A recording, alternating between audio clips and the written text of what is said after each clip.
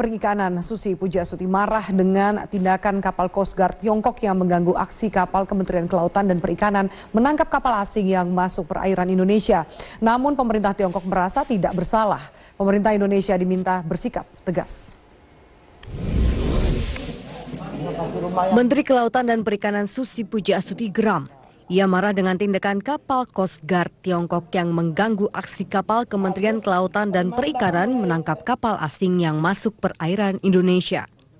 Bahkan, Menteri Susi menyebut intervensi kapal Coast Guard Tiongkok sebagai upaya mencegah petugas KKP menenggelamkan kapal nelayan Tiongkok yang tertangkap mencuri ikan di Indonesia. Negara sebesar China pasti mengerti etika dan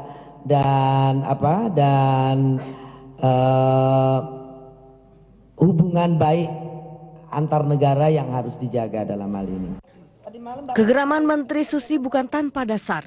Bermula pada 19 Maret 2016, kapal Kuifei 10078 milik Tiongkok memasuki kawasan zona ekonomi eksklusif Indonesia di perairan Laut Natuna.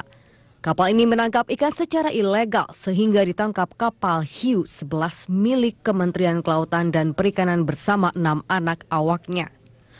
Namun upaya menarik kapal Tiongkok ke teritori Indonesia gagal karena kapal Coast Guard Tiongkok tiba-tiba datang mengintervensi. Menteri Susi pun memanggil Duta Besar Tiongkok untuk Indonesia. Namun Wakil Duta Besar Tiongkok Sun Weide yang menemui Menteri Susi merasa tak bersalah. Ia bahkan meminta 8 nelayan Tiongkok yang ditahan dilepas. That we hope the Indonesian side can proceed from the fundamental interests of our good bilateral relations and solve these kind of issues. And also I want to reiterate that when it comes to fishery disputes or maritime issues, China is always ready to work with Indonesia to solve these disputes through negotiations and dialogue. Pengamat hukum internasional Hikmahanto Juwana menilai tindakan Tiongkok tidak bisa dibenarkan. Apalagi dengan dalih untuk melindungi para nelayan Tiongkok yang berkegiatan di zona tradisional fishing ground. Yang dikenal adalah traditional fishing rights. Namun demikian, untuk mendapatkan traditional fishing rights ini, maka pemerintah harus membuat perjanjian antar negara. Selama ini, traditional fishing right yang ada itu antara Indonesia dengan pemerintah Malaysia. Kita tidak pernah punya perjanjian dengan pemerintah Tiongkok. Lantas, tindakan tegas apa yang dilakukan pemerintah Indonesia terhadap Tiongkok? Apalagi Tiongkok tetap pada sikapnya tidak bersalah. Padahal posisi Indonesia sangat penting dalam konflik Laut Tiongkok Selatan. Indonesia berdiri sebagai mediator yang jujur. Tidak hanya itu, Indonesia memiliki kerjasama dengan Tiongkok dalam bentuk pinjaman dan pembangunan infrastruktur. Tim Liputan Metro TV. Memanggil Dubes Tiongkok terkait penangkapan kapal ikan Tiongkok yang kedapatan mencuri ikan di perairan Natuna. Namun ada kapal Coast Guard pemerintah Tiongkok yang menghalangi penangkapan ini. Kejadian ini merupakan pertama kali adanya kapal pemerintah negara lain yang membela kapal pencuri ikan yang jelas-jelas sedang dilakukan penindakan oleh otoritas negara yang berwenang. Kami akan membahasnya dengan sejumlah narasumber. Pertama langsung saya perkenalkan narasumber yang sudah ada di studio saat ini. Sudah ada pakar hukum kelautan, Bapak Hasyim Jalal. Pak Hasyim, selamat malam. Selamat malam. Selamat malam. Dan kemudian juga ada anggota Komisi 1 dari DPR, Bapak Charles Honoris. Bang Charles, selamat malam. Selamat malam. Oke, sebelum kita bahas juga nanti kami masih menunggu sambungan telepon dengan Menteri Kelautan dan Perikanan Susi Pujiastuti. Kami akan mengajak Anda pemirsa untuk melihat seperti apa polemik dugaan illegal fishing yang dilakukan kapal Kuifei berbendera Tiongkok yang masih terus berlanjut, termasuk perbedaan pendapat antara pemerintah Tiongkok dan Indonesia soal wilayah teritorial laut tempat proses penangkapan berlangsung. Langsung kita akan ke Rifai Pamone. Rifai, silakan. Ya, Vianney Malik, terima kasih. Perdebatan atau perbedaan antara pemerintah Indonesia dan pemerintah Tiongkok pasca peristiwa penangkapan dari salah satu kapal ikan asing berbendera Tiongkok ini berujung pada apakah salah satu upaya dari fakta penangkapan kapal ikan Kuifei berbendera Tiongkok ini sudah masuk dalam wilayah Indonesia atau tidak. Kami akan coba mengutarakannya bersama dengan beberapa fakta dan data yang sudah kami kumpulkan bersama dengan Media Research Center. Apabila kita melihat di sini, posisinya masuk dalam wilayah zona ekonomi eksklusif. Ini sesuai dengan UNCLO atau United Nations Convention for Law of Sea ditetapkan pada tahun 1982 secara internasional bahwa zona ekonomi eksklusif Indonesia berada dalam titik koordinat di mana peristiwa penangkapan kapal Kuai ini berlangsung. Lalu kemudian diklaim oleh wilayah pemerintah Tiongkok bahwa secara doktrin maritim, di slide yang kedua kita akan lihat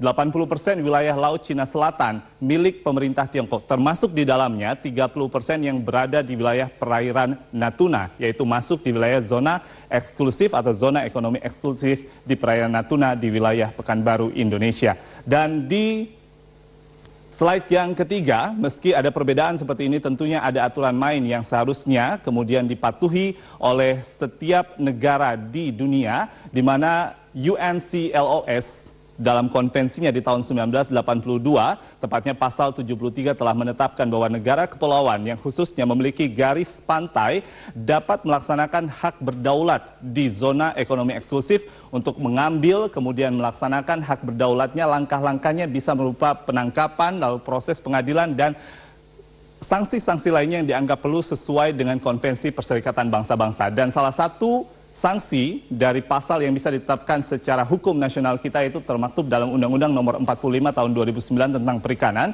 di mana pasal 69 ayat 4 menginstruksikan penyidik atau pengawas perikanan dapat melakukan tindakan khusus berupa pembakaran atau penenggelaman kapal perikanan yang berbendera asing berdasarkan bukti permulaan yang cukup. Dengan bukti permulaan yang cukup ini, sebagai penutup informasi kali ini kita akan tunjukkan bahwa penangkapan dan penenggelaman kapal ikan ilegal sejak Januari hingga Maret 2016 sudah mencapai 40 kapal. Sumber ini kami unggah dari www.kkp.go.id, di mana salah satunya kita akan tunjukkan pada 25 Februari 2016. Ini salah satu tangkapan kapal ikan ilegal terbesar yang pernah dicapai sejak masa pemerintahan Presiden Joko Widodo, di mana ada kapal FV Viking yang berkapasitas 1.300 gross ton tanpa bendera negara, disebut sebagai kapal bandit karena telah bertahun-tahun melakukan pencurian ikan di sejumlah wilayah negara di laut-laut di seluruh dunia. Lalu kemudian ada 10 kapal Malaysia sejak Februari hingga Maret 2016 ini, termasuk 3 kapal ikan Vietnam, dan terakhir proses penangkapan kapal ikan yang bisa dikatakan gagal, namun kita bisa menahan 8 anak buah kapal dari sebuah kapal ikan ilegal Kuai yang berbendera Cina. Komitmen yang sungguh sangat luar biasa dari Kementerian Kelautan dan Perikanan ini tentunya harus didukung, karena pada saat berada di laut tidak hanya hukum nasional tetapi juga hukum internasional harus berlaku. Ya, baik. Terima kasih Rifai, menarik sekali tadi pemaparan dan juga fakta mengenai apa yang terjadi di laut dan juga mengenai apa yang kita bahas. Kembali saya kutip tadi Pak Hashim, ini pertanyaan untuk Anda. Faktanya menurut versi Indonesia, penangkapan kapal ikan Kuai berbendera Tiongkok ini berada di perairan Natuna. Bahkan TNI Angkatan Laut juga memastikan bahwa penangkapan ini ada di wilayah Indonesia, tapi berbeda yang diklaim oleh pemerintah Tiongkok yang mengatakan bahwa itu masih ada di area operasi nelayan tradisional nelayan Tiongkok dalam batas Laut Cina Selatan. Bagaimana, apa yang harus dilakukan oleh pemerintah kita dengan pemerintah Tiongkok dalam mencari titik terang dari dua klaim ini? Pertama, kita tidak tahu itu daerah tradisional fishing Malaysia itu Cina, dan kita tidak ada agreement apapun dengan Cina mengenai traditional fishing right-nya itu. Di mana di Laut Cina Selatan atau di Natuna dia punya traditional fishing right. Nah, seperti seringkali dikatakan, kalau orang mengklaim traditional fishing rights, itu harus dengan agreement dengan negara yang bersangkutan. Nah, tidak ada agreement kita dengan Cina. Malah yang agak aneh lagi, Cina itu tidak membantah kalau dia memburu dan menyenggol kapal itu di zona ekonomi Indonesia. Itu dia tidak pernah bantah itu, setahu saya. Hanya mengatakan dia menangkap ikan di traditional fishing right Cina, Tiongkok, yang tidak tahu di mana. Nah, tidak pernah ada kita tahu diberitahu bahwa sesuatu daerah itu adalah daerah traditional fishing right Cina. Nah, apa arti traditional fishing right? Tidak jelas itu sama sekali. Nah, tapi ada kesepakatan kita dari dulu dengan Cina akan memerangi illegal fishing. Oke, ada kesepakatan untuk memerangi illegal fishing, tapi apa yang dilakukan oleh Coast Guard dari Tiongkok ini, apakah itu bisa dibenarkan, Pak Hashim? Ditahan dulu jawabannya, Pak Hashim, juga saya akan tanya ke Bang Charles, dan juga kami masih menunggu sambungan telepon dengan Menteri Susi Pujiastuti. Tetaplah bersama kami pemirsa di Prime Time. Baik, Ustaz, terima kasih Anda masih bersama kami. Kita lanjutkan, Bang Charles, ketika tadi menyambung statement dari Pak Hashim Jalal mengatakan bahwa ada kesepakatan soal memerangi penangkapan illegal fishing atau penangkapan ikan yang ilegal. Tapi apa yang terjadi di Natuna ini? Anda lihat bahwa ada itikat baik dari pemerintah Tiongkok? Pertama-tama saya ingin mengapresiasi dulu ya Metro TV yang selama ini konsisten mengangkat isu-isu kedaulatan. Saya kebetulan beberapa kali diundang ke sini untuk bicara soal perbatasan dan kedaulatan negara. Nah, masalah konsistensi masalah tadi Tiongkok, pernah dalam satu kesempatan saya bertemu dengan salah satu petinggi dari Kementerian Luar Negeri Tiongkok, dan beliau mengatakan bagaimana Indonesia dengan poros maritim harus bekerja sama, punya kerjasama yang baik dengan Silk Road Maritime yang digagas oleh Tiongkok. Saya sampaikan kepada yang bersangkutan, our cooperation, kerjasama kita harus melibatkan law enforcement, ya, khususnya dalam hal ini illegal fishing, ya. Indonesia kerugian negara akibat illegal fishing itu sekitar 200 sekian triliun per tahun. Artinya ini masalah yang sangat serius buat kita. Selain itu mungkin masalah prevention of contraband seperti narkoba dan sebagainya. Nah, yang jawaban dari pejabat tinggi Kemlu ini sangat mengagetkan menurut saya. Dia sampaikan begini, ya, our cooperation we have to make an agreement, bagaimana kita harus membuat satu kesepakatan bagaimana yang ilegal ini menjadi legal. Sampai saya tidak bisa menjawab, saya bingung mau menjawab apa karena saya tidak menyangka akan mendapat respon seperti itu. Artinya bagaimana kita mengizinkan orang untuk mencuri di halaman rumah kita. Nah, itulah kurang lebih mentalitas dari pemerintah Tiongkok saat ini. Bagaimana mereka merasa sebagai sebuah superpower yang bisa berlaku semena-mena. Senaknya, oke. Kalau menyambung tadi Pak, ini contoh dari anggota wakilnya sudah melakukan komunikasi dengan pihak dari pemerintah Tiongkok. Kalau kita lihat mulai dari aksi penabrakan kapal yang akan diangkut oleh kapal pengawas Indonesia itu KPI 11 sampai desakan, ini ada desakan untuk membebaskan 8 pekerja kapal dari Kuaifei ini. Apakah Anda lihat bahwa memang ini bentuk upaya pemerintah Tiongkok berada di belakang illegal fishing atau memang hal yang wajar dilakukan oleh sebuah negara untuk melindungi warga negaranya? Ya, tidak selalu wajar juga. Kalau hal yang sama terjadi misalnya ke zona ekonomi Cina, bagaimana reaksi Cina? Saya kira dia juga akan bertindak sama dengan Ibu Susi itu. Akan mencegah juga dan akan mengklaim juga bahwa negara itu mencuri ikannya. Kan hukum laut mengatakan jelas-jelas bahwa ikan yang ada di dalam zona ekonomi, makanya namanya zona ekonomi, itu di dalam kedaulatan negara yang bersangkutan. Nah, dan ingat saya juga dalam konteks begini ini ada pernah understanding antara Indonesia dan Cina beberapa tahun yang lalu bahwa kita itu sama-sama memerangi illegal fishing yang terjadi itu.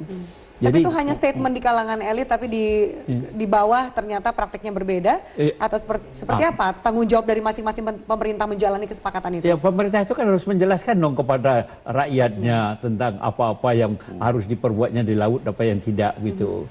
Dan dalam konteks yang demikian itu makanya menurut perasaan saya, ya, kita melaksanakan hak kita. Dan hak kita itu dijamin di dalam hukum internasional, dan oleh karena itu orang yang melanggarnya kita ambil tindakan sesuai dengan undang-undang.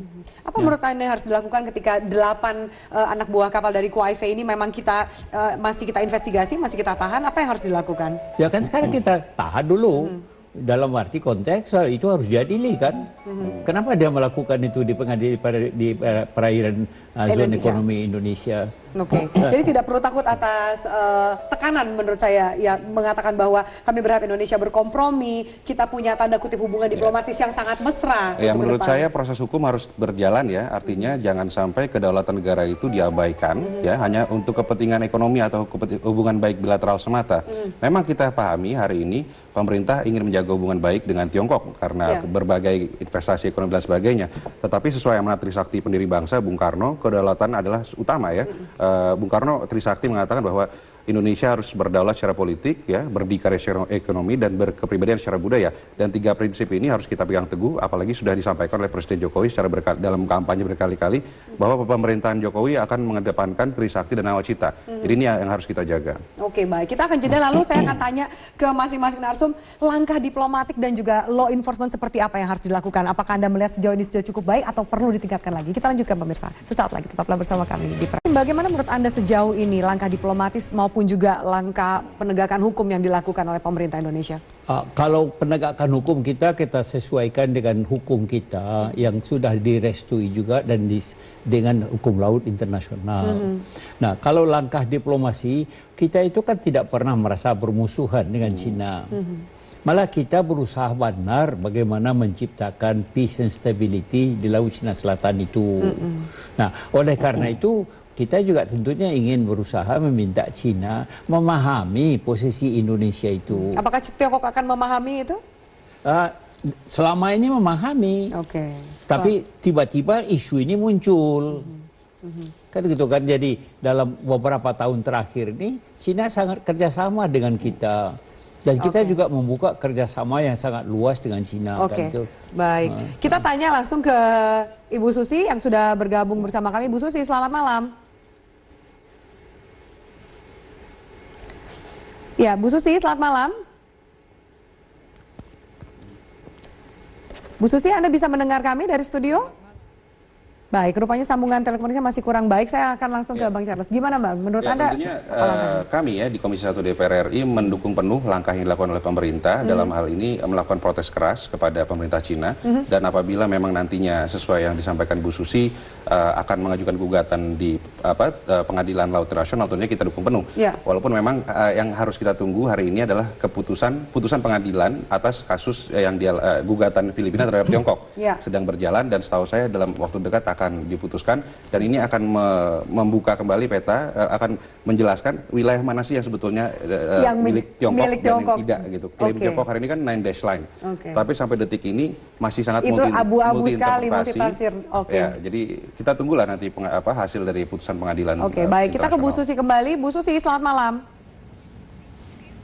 Selamat malam. Ya, Ibu Susi, kita langsung melanjutkan diskusi yang sudah terjadi sebelum Anda bergabung. Sejauh ini, Bu Susi, bagaimana upaya juga yang akan dilakukan oleh pemerintah mengenai peristiwa penangkapan ikan dari kapal Kwai Fei ini? Ada rencana untuk memanggil Dubes Tiongkok, juga Kementerian Luar Negeri ingin memanggil, Kementerian Pertahanan ingin memanggil. Apa ini satu pemanggilan yang sama atau berbeda?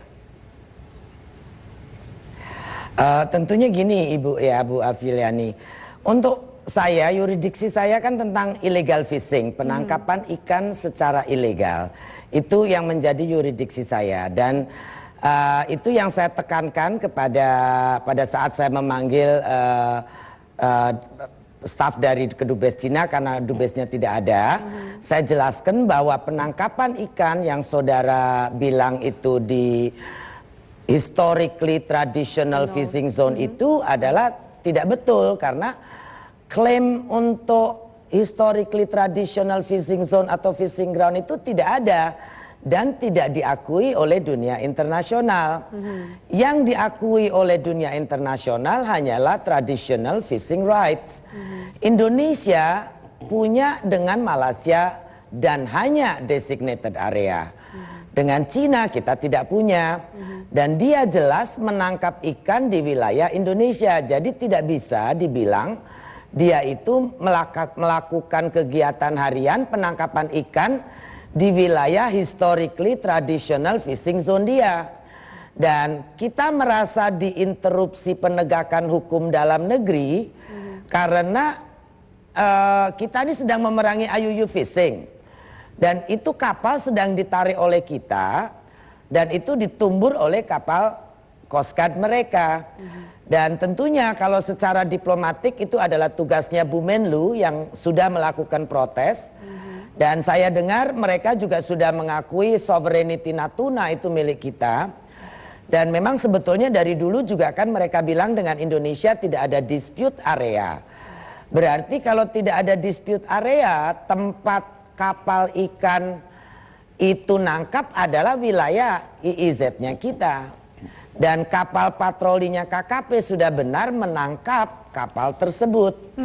Jadi ya saya bilang sama utusan dari Kedubes Tiongkok tempo hari bahwa saya memohon pemerintah Tiongkok untuk tidak membela IUU fishing atau pelaku penangkapan ikan ilegal, karena itu kriminal. Saya bilang kan negara Tiongkok dan Indonesia punya hubungan bilateral yang sangat baik.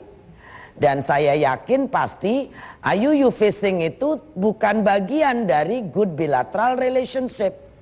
Jadi mereka tidak boleh ada mendukung atau membela pelaku ilegal, unreported, unregulated fishing. Iya. Itu Bu Susi, saja. Bu Jadi Susi. yurisdiksi saya adalah illegal fishingnya. Oke, saya kembali kutip bahwa statement dari pihak Kedutaan Besar Tiongkok. Kami berharap Indonesia berkompromi untuk kasus ini dan pemerintah Tiongkok menekankan hubungan diplomatis yang mesra sejauh ini antara RI dan Tiongkok yang perlu dijaga. Apakah Anda membaca ada pesan tersirat untuk kasus ini dari statement itu? Oh, saya yakin Indonesia dan China punya hubungan bilateral yang luar biasa, historically dari dulu dan sekarang. Tapi saya berpikir bahwa IUU fishing itu bukan bagian dari hubungan baik. IUU fishing is a total criminal activity. Tidak boleh menjadi sandungan, tidak boleh dikaitkan dengan hubungan diplomatik maupun hubungan investasi atau bisnis yang sudah begitu baik antara pemerintah Indonesia dan pemerintah Cina. Pemerintah Cina harus betul-betul menghargai hubungan baik ini dengan tidak memasukkan pelaku IUU fishing dalam kerangka hubungan baik bilateral. Kan itu tidak bagus untuk nama besar Cina. Oke, baik. Jadi Cina harusnya melihat ini sebagai kriminal juga. Oke, silakan Pak Hasyim, Anda tanggapi itu statement yang clear bagaimana positioning Kalau Indonesia. saya ingin tanya juga sebaliknya itu, dia mengatakan Indonesia jangan merusak hubungan baik. Nah, mestinya Cina tanya dirinya dong, siapa Silakan yang mulai? Bapak mau tanya ke Ibu Susi? Ya, enggak, kepada Ibu saya enggak ada tanya lagi. Oke, kepada pihak Tiongkok seperti itu ya. Kalau saya akan tanya kepada pihak Tiongkok, siapa yang merusak hubungan baik ini? Oke. Nah, kalau orang Indonesia, nelayan Indonesia masuk ke wilayah economic zone Cina dan di sana nangkap ikan yang terlarang macam-macam itu Indonesia yang merusak hubungan baik. Ini kok kita yang diminta untuk jangan merusak hubungan baik, gitu kan? Padahal dia yang masuk dan ikannya yang mencuri itu, dan dia tidak membantah kalau dia masuk zona ekonomi Indonesia. Hanya mengatakan dalam zona ekonomi Indonesia itu ada pula traditional fishing ground Cina yang kita nggak tahu dan dia udah pernah kita tahu kita. Baik. Bang Charles gimana? Saya sepakat dengan Ibu Menteri ya bahwa ini masalah penegakan hukum, masalah law enforcement, tidak ada urusan dengan hubungan diplomatik ya. Ini misalkan ada orang yang menyelundupkan narkotika ke Tiongkok dari Indonesia, tentunya kita juga harus mendukung penegakan hukum yang dilakukan oleh pemerintahan Tiongkok. Bukan karena warga negara Indonesia lalu kita bilang untuk memperbaiki hubungan diplomatik kita harapkan dilepas. Saya rasa bukan seperti itu. Saya sangat sepakat dengan Ibu Menteri KKP. Bu Susi. Oke, Bu Susi, saya kembali ke Anda. Ini ada soal kapal penangkap ikan yang seakan di backup oleh kapal atau Coast Guard dari Tiongkok sendiri. Kasus ini juga pernah terjadi di tahun 2013 di mana dua-duanya akhirnya tidak bisa ditangkap, dilepas oleh kapal penjaga kelautan dari Indonesia dengan alasan kalah armada, kalah persenjataan, kalah besar seperti itu. Mau sampai kapan ini terjadi menurut Anda? Makanya kali ini saya layangkan protes yang sangat keras dan Bu Menlu sudah memfollow up secara diplomatik tentunya. Saya ya tidak akan pernah berhenti mengingatkan pemerintah Tiongkok untuk tidak mendukung kegiatan penangkapan ikan ilegal yang dilakukan oleh pengusaha perkapalan atau nelayan-nelayan dari Cina. Karena bagaimanapun juga kita sudah sepakat, kita sudah ada pertemuan dengan Dubes bahwa IUU fishing itu adalah global enemy, bukan cuma Indonesia saja, tapi untuk seluruh dunia. Ini persoalan yang sangat-sangat merugikan banyak negara, terutama yang punya sumber daya alam dan tidak mampu melindungi sovereignty-nya. Akhirnya ya itu tadi banyak kapal pencuri dari mana-mana datang. Dan waktu itu saya memang sedikit agak keras bicara dengan utusan Dubes karena beliau bicara selalu ini adalah historically traditional fishing zone. Yang saya bilang ya mohon maaf, we don't know about your traditional fishing zone. We only knew this is our EEZ territorial, saya bilang. Jadi ini ya termasuk illegal, unregulated fishing activity yang harus saya tangkap, saya bilang begitu. Bu Susi, terakhir kalau misalnya dan juga saya berharap Tiongkok akan mendukung kita. Oke, terakhir saya minta tanggapan karena Anda. saya yakin negara besar. Saya lihat karena bahwa saya yakin negara besar tidak mungkin. Ya, silakan Ibu Susi. Silakan Ibu Susi. Karena saya berpikir tidak mungkin negara besar dengan supremasi yang begitu besar, nama baik yang sangat hebat, mau membela IUU fishing itu saja. Saya yakin China tuh namanya sangat besar. Mestinya mereka inline dengan kita dalam penegakan hukum dan menghormati kedaulatan hukum kita. Terima kasih. Anda sudah menjawab pertanyaan saya, Ibu Susi. Terima kasih banyak. Ibu Susi Pujiastuti, Menteri Kelautan dan Perikanan, Pak Hasyim Jalal, pakar hukum kelautan. Kita lihat bagaimana nanti proses ini berjalan, law enforcement dan juga demi kedaulatan wilayah NKRI. Terima kasih banyak atas waktunya. Dan pemirsa, kami langsung tutup perjumpaan kita di Prime Time News kali ini. Terima kasih atas atensi Anda. Saya Feni Malik undur diri. Selamat malam.